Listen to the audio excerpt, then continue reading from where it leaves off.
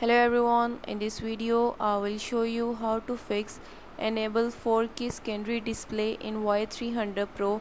Before move to this video, please subscribe for more videos and watch complete video. Also press the bell icon.